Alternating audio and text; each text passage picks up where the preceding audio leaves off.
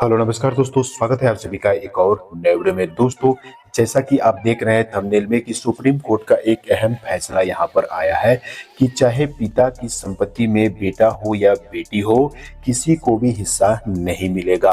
और इस फैसले में किन किन शर्तों को शामिल किया गया है और किन किन शर्तों में और किन किन जो है यहाँ पर कानून बनाए गए हैं जिसके जरिए जो है बेटी हो या बेटा हो उनको हिस्सा नहीं मिलेगा, उन शर्तों को आपको पूरी तरह से जान लेना है।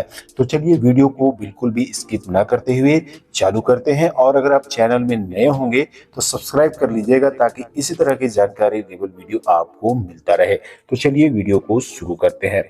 दोस्तों, बेटी को पिता और पैतृक संपत्ति में बेटे के समान अधिकार प्राप्त है, चाहे उसकी शादी हो गई हो या फिर नहीं। हिंदू उत्तराधिकारी अधिनियम 2005 के तहत बेटी संपत्ति के बंटवारे का दावा कर सकती है, हालांकि वसीयत के आधार पर उसे बेदखल किया जा सकता है।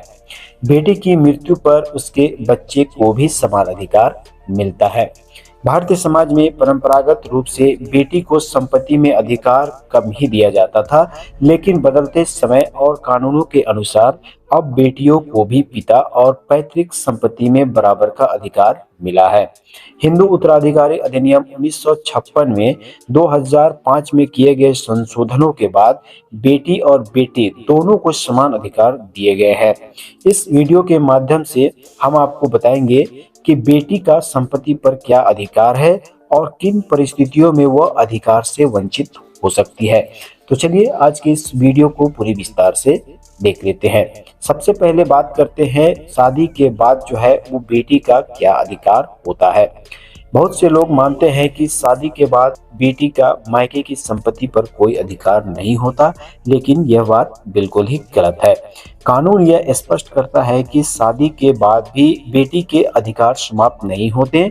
बेटी को पिता की संपत्ति में बेटे के समान ही अधिकार मिलता है, चाहे बेटी की शादी हो चुकी हो या फिर नहीं हुई हो, वह संपत्ति में हिस्सेदार बनी रहती है।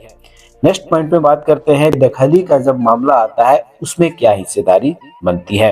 हिंदू उत्तराधिकारी अधिनियम 2005 के अनुसार यदि वसीयत नहीं की गई है तो बेटी को बेटे के समान अधिकार मिलता है, लेकिन अगर वसीयत मौजूद है तो माता पिता अपनी इच्छा से किसी को भी संपत्ति दे सकते हैं। इस स्थिति में माता पिता यदि चाहे तो बेटियों को वसीयत से बाहर भी रख सकते हैं। वसीयत के आधार पर ही संपत्ति का जो है वो वितरण होता है। नेक्स्ट पॉइंट है पैतृक और स्व अर्जित संपत्ति में क्या अधिकार होता है। तो हिंदू उत्तराधिकारी संशोधन अधिनियम 2005 के तहत बेटियों को पिता की पैतृक और स्व अर्जित संपत्ति में बराबर का अधिकार मिलता है।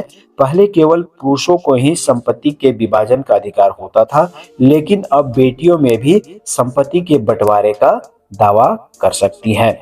नेक्स्ट पॉइंट में बात कर लेते हैं कि बेटी की मृत्यु जब हो जाती है उस समय उसका क्या अधिकार होता है। यदि बेटी की मौत पिता से पहले हो जाती है तो बेटी के बच्चे को वह अधिकार मिल जाता है जो खुद बेटी को मिलता है।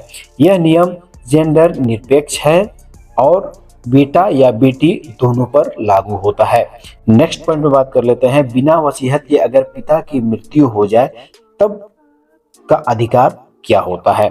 यदि पिता बिना वसीयत के गुजर जाते हैं तो संपत्ति का पहला हकदार उसकी पत्नी होती है।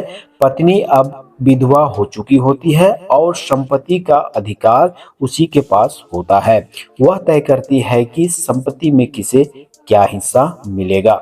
भारत में संपत्ति के अधिकार में बदलाव से बेटियों को भी उनके अधिकार मिल रहे हैं। शादी के बाद भी बेटियों को पिता की संपत्ति में बराबर अधिकार है, लेकिन वसीयत की स्थिति में यह अधिकार सीमित हो जाता है। इस कानून के तहत बेटियों और उसके बच्चे दोनों संपत्ति के हकदार होते हैं।